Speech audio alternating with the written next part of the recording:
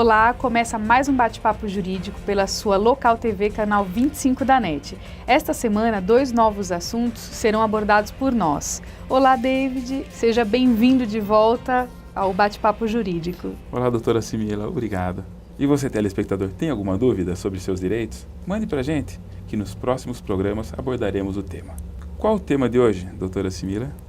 Então, hoje nós vamos abordar mais um tema sobre a alteração ocorrida no novo Código de Processo Civil. Então eu vou falar sobre a extinção dos processos cautelares e as tutelas de urgência e evidência. Então, David, o novo Código de Processo Civil, ele foi guiado pela tentativa de conciliação dos ideais de celeridade e de justiça. Temas bem espinhosos, né, doutora? Então, por esses motivos, as medidas cautelares previstas no livro 3 do atual Código de Processo Civil foram extintas. Todas as medidas serão inominadas. Aquele rol, medida cautelar para apresentação de documentos, arresto, serão extintas, vão ser todas inominadas. Então, por que isso foi feito? Para que seja mais célere, um processo mais célere. Basta os requisitos próprios para a concessão dessa tutela para que o juiz possa conceder a medida que achar mais adequada ao caso.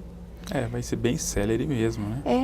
Essa situação confere ampla discricionariedade nesse caso. Então, o novo CPC, ele adota um sistema bem mais simples. Ele unifica o regime das tutelas. Entendi. Então, ele estabelece os mesmos requisitos, tanto para a concessão das tutelas de urgência cautelar e satisfativa. Quais são elas? A probabilidade do direito e perigo do dano ou o risco ao resultado útil do processo. Então, ainda que permaneça a distinção entre as tutelas de urgência, cautelar e satisfativa, os pressupostos serão os mesmos. Então, só vai mudar a velocidade do... Não, muda o procedimento. Nós vamos tratar sobre esse tema mais para frente. O procedimento da tutela cautelar e o procedimento da tutela antecipada é diferente. Muito legal. Né? Então, o artigo 294 do novo Código de Processo Civil, ele dispõe sobre as tutelas provisórias fundamentadas na urgência e na evidência. Sim. Então, uma das novidades do novo Código de Processo Civil é a tutela da evidência. A tutela de urgência, ela vai se dividir em 2 espécies, que é a tutela de urgência antecipada e a tutela de urgência cautelar. Mas não é só. Além do regime jurídico único, uma grande vantagem é que vai extinguir a medida cautelar autônoma. Então, não vai ser mais um processo autônomo e uma ação principal autônoma. Com o novo Código de Processo Civil, é permitido que as medidas provisórias elas sejam pleiteadas e deferidas nos autos da ação principal, como veremos a seguir. Muito legal, tema bem abrangente, né, doutora? Muito. E bem específico também, né? Com certeza. Essa alteração, ela vai ser, assim, ela é boa para nós e para o cliente. É melhor. É uma alteração muito boa porque é mais célere. Como veremos a seguir, existem 2 momentos em que são pagas as custas processuais. Com o advento do novo Código de Processo Civil, somente será em um momento. Nossa, que bom. É muito bom e é muito mais célere, porque o que o cliente espera quando ele chega no escritório? Uma celeridade processual. Sim. Você explica para o cliente o passo a passo, ele não vai entender. A primeira pergunta dele é quanto tempo vai levar, né? Quanto tempo vai levar, exatamente. Então, os juristas que elaboraram o novo Código de Processo Civil pensaram justamente nisso, na celeridade e na efetiva prestação jurisdicional. Bem bacana, né? Bem bacana o tema. Meu tema de hoje será abordagem sobre a segurança no ambiente de trabalho. são perguntas recorrentes que nós temos no dia a dia do escritório, onde não só o empregado, também como o empregador, o patrão, tem dúvidas sobre um equipamento, sobre uma área de segurança. Perguntas simples, dúvidas simples, porque para nós, advogados, é o nosso dia a dia. Para o empresário, para o trabalhador, são itens que geram dúvidas, porque eles não têm o acesso à legislação ou o manuseio, a habilidade que nós temos de manejar com as leis. Então, meu tema será, em específico, né, a utilização de equipamento de segurança no ambiente de trabalho, os riscos e formas de manutenção desses equipamentos. O que sempre acontece o empresário ele abre uma pequena empresa, uma grande empresa, e ele tem o trabalho. Normalmente ele é um funcionário ou um trabalhador que se aventura, cria o seu negócio, mas ele sabe fazer o seu trabalho. E a área de segurança é o que ele acha que dá para colocar de equipamento, ele vai colocar. No entanto, é bem mais abrangente, né? Essa parte da segurança, o que utilizar para neutralizar o risco, para diminuir ou para eliminar o risco, são profissionais da área que vão te dizer o que fazer, que equipamento utilizar, como utilizar, o momento, a forma de mantê-los, guardá-los e higienizá-los. Então, o nosso tema meu tema, né, será bem específico nesse campo, para sanar dúvidas que não só o trabalhador, quanto também o empregador tem quanto à segurança no ambiente de trabalho.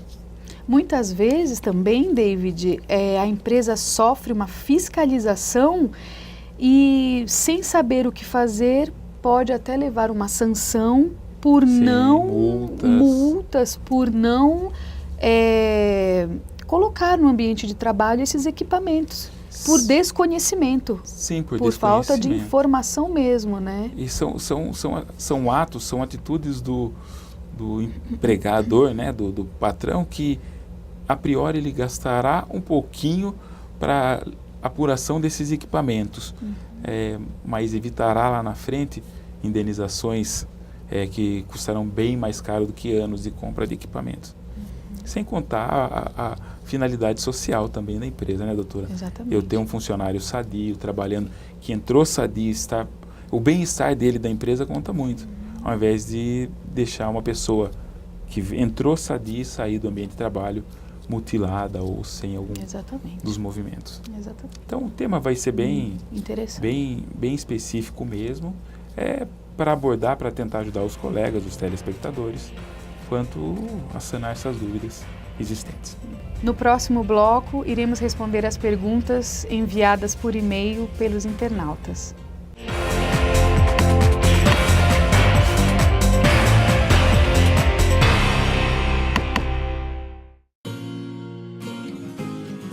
A minha casa... A minha casa?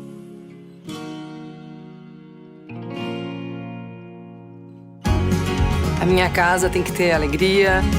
Tem que ser sem hora para ir embora. Tem que ser muito moderna. Tem que ser cheia de vida. Tem que ser compartilhada.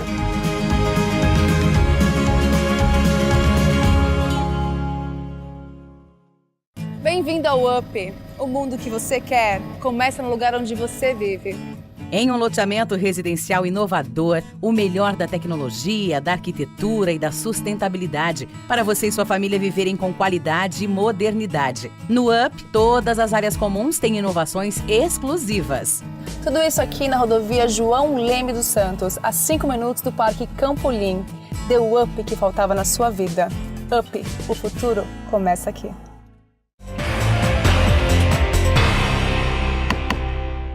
Estamos de volta com o Bate-Papo Jurídico. Você que está em casa tem dúvidas relacionadas a seus direitos? Manda pra gente, que em breve eu e a doutora Simila estaremos aqui para respondê-las. Doutora Simila, vamos para a primeira pergunta do telespectador? Claro.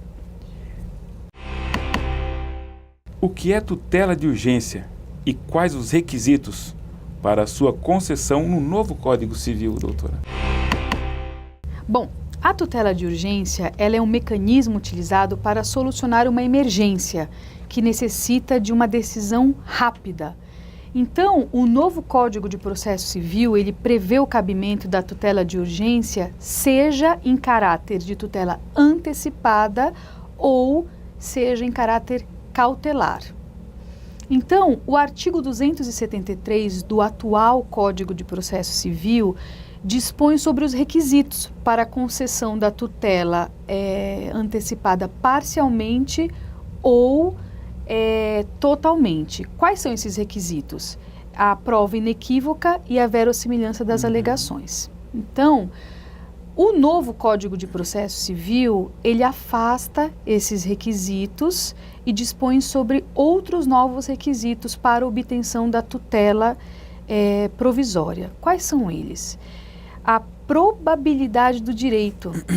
Então, não há necessidade de você mostrar a verossimilhança das alegações. Então, você tendo a probabilidade do direito, o perigo de dano ou o risco ao resultado útil do processo, você mostrando isso ao juiz, você consegue obter a tutela total ou parcial.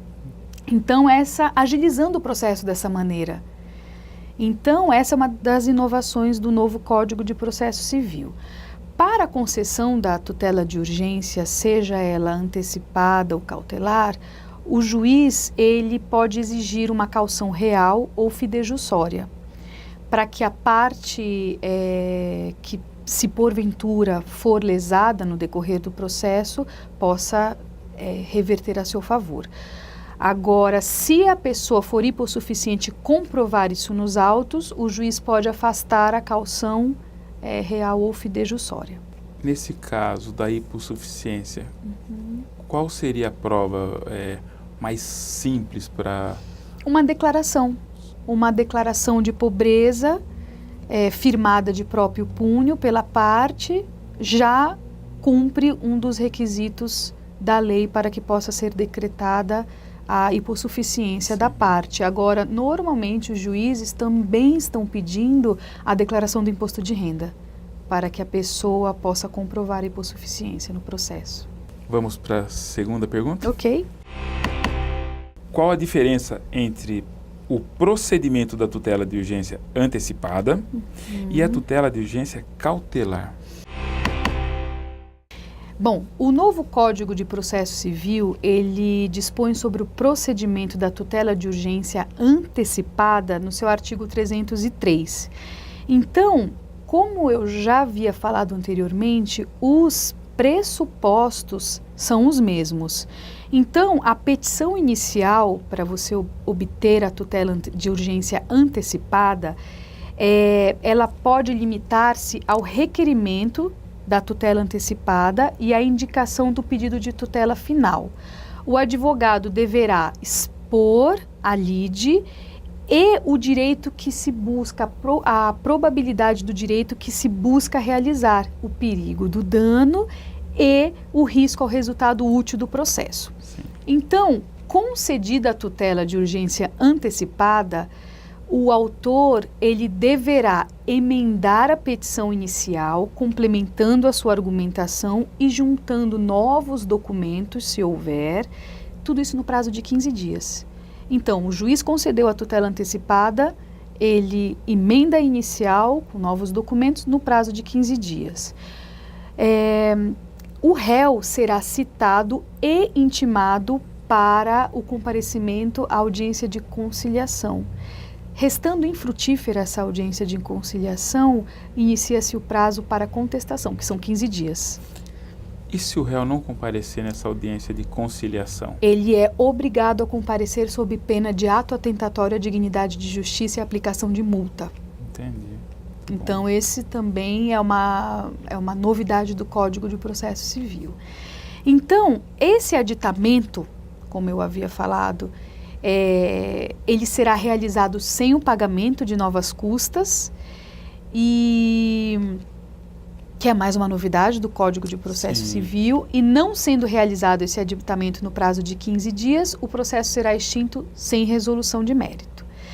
Outra relevante mudança também é a possibilidade da estabilização da tutela concedida. O que significa isso? Então, o autor interpõe o pedido de tutela antecipada. O réu não interpôs nenhum recurso. Foi concedida a tutela antecipada. O réu não interpôs nenhum recurso. Isso significa que se estabilizou a tutela.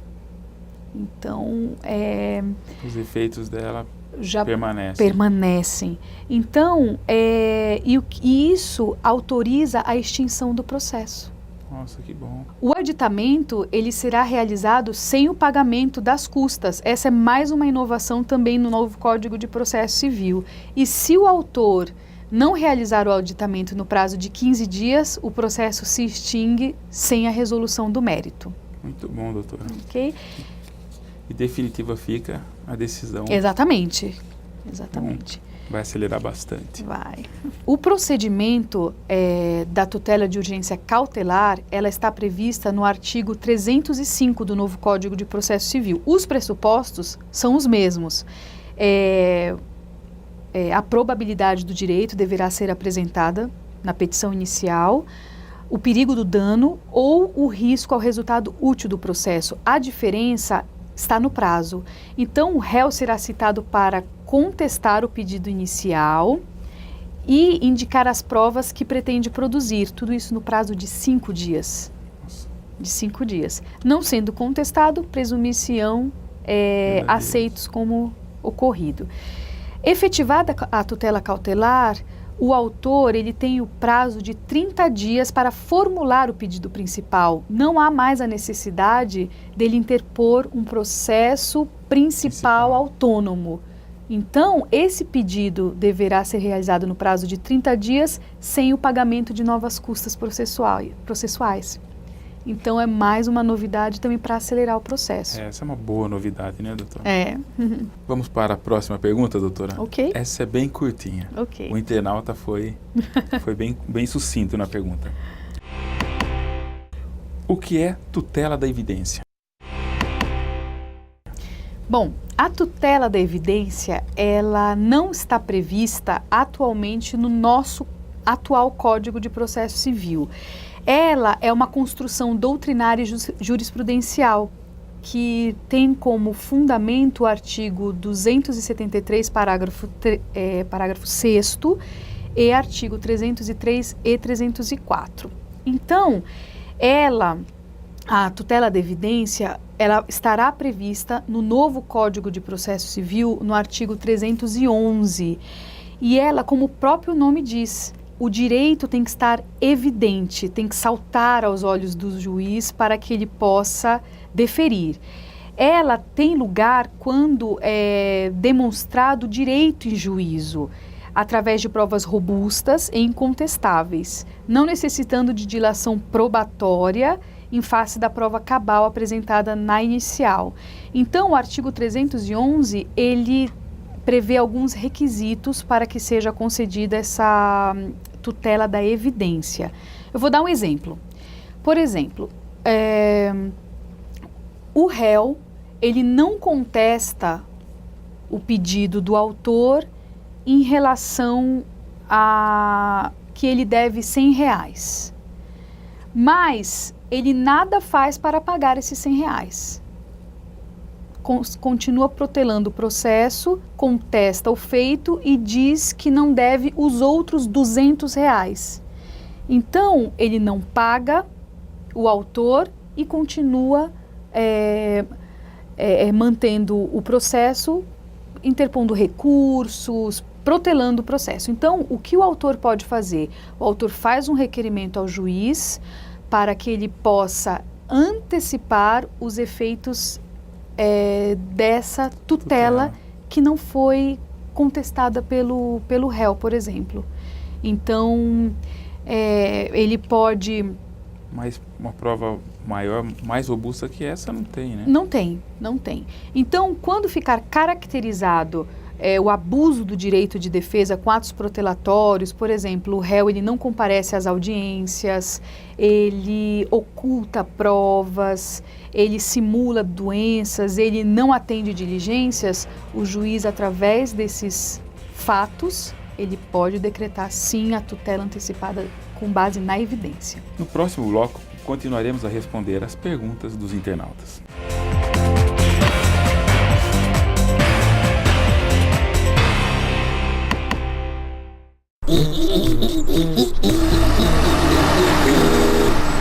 O que é isso? O dia virou noite! Será que é o fim do mundo? Sobe-se quem puder!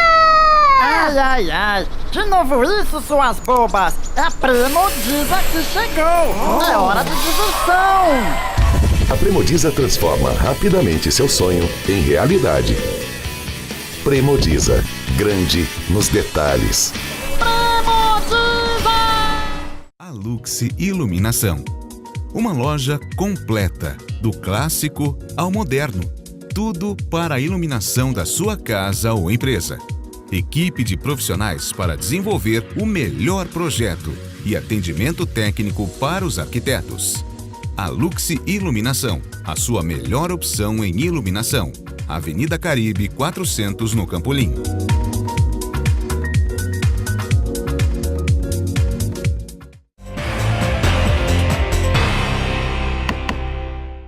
Estamos de volta com o programa Bate-Papo Jurídico e neste último bloco do nosso programa o Dr. David vai esclarecer sobre segurança no trabalho.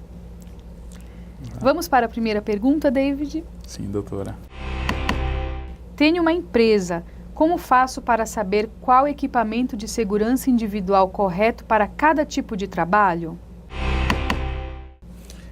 Na introdução, até no começo do programa, nós já demos uma pequena abordagem sobre isso, mas vamos lá.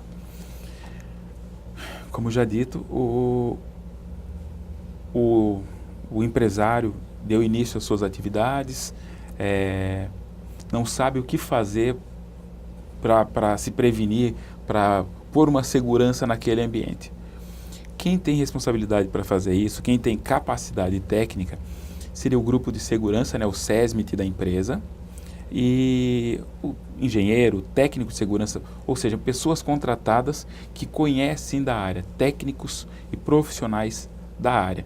Eles vão fazer o levantamento de todas as áreas de risco, as medidas que devem ser adotadas para cada local, para cada agente detectado no ambiente de trabalho, e ali vai ser sugerido através dos documentos, PPP, PCMSO, PPRA, LTCAT, os riscos existentes, as medidas acauteladoras, e as formas de se diminuir, eliminar ou evitar o risco no ambiente de trabalho. Então, a sugestão é: contrate uma empresa especializada ou um profissional da área de segurança de trabalho, que ele será a pessoa mais indicada para fazer essa apuração, esse levantamento dos riscos e equipamentos. Ele indicará os equipamentos necessários a serem utilizados pelos funcionários. Sim, ele vai através de equipamentos de análise, de medição, ele vai apurar calor, vibração, ruído, umidade no local, outros agentes periculosos, existentes no ambiente, e ele vai determinar que tipo de equipamento será utilizado. Protetor auricular, luvas de raspa, luvas de vaqueta, capacete, botina com bico de aço ou não, protetor visual, óculos, Então, esse grupo, o que a gente chama de SESMIT, ele vai levantar todo esse risco existente no ambiente. E através dos laudos dele, que é assinado não só por engenheiros, por médicos, temos bons médicos e engenheiros na cidade que são muito bons e capacitados nessa área. E através daí, resta ao você empregado, exigir da empresa e o empregador cumprir o que está na lei e o que está sendo indicado naquele laudo, o equipamento que deve ser utilizado naquele laudo. Vamos para a próxima pergunta, Sim, David? vamos lá, doutora. Ok, então vamos lá. Qual o procedimento a ser adotado pela empresa quando o empregado se recusa a utilizar o EPI? Super interessante. Esse é o dia a dia de muitos dos empregadores. É assim, a legislação obriga a entrega, a fiscalização e a imposição de que se utilize o equipamento. Nesse caso do funcionário se recusar, o que oriento é um bom senso no começo, né? Chama o trabalhador, explica para ele o risco que ele está exposto, o risco da não utilização desse equipamento. Eu já ouvi de muito trabalhador falar, mas eu não me adapto, o equipamento me machuca, me incomoda. Por exemplo, o protetor auricular é um objeto, né, que você está introduzindo no seu ouvido. E eu já vi muito trabalhador falar, aquilo dói o ouvido, eu não vou usar, tal. Então, o que eu oriento é uma boa conversa. A conversa não funcionou? Adverte o trabalhador, adverte verbalmente que ele está sendo advertido sobre a não utilização e que os próximos atos e negativas dele quanto a essa não utilização serão tomadas outras medidas acauteladoras para a empresa.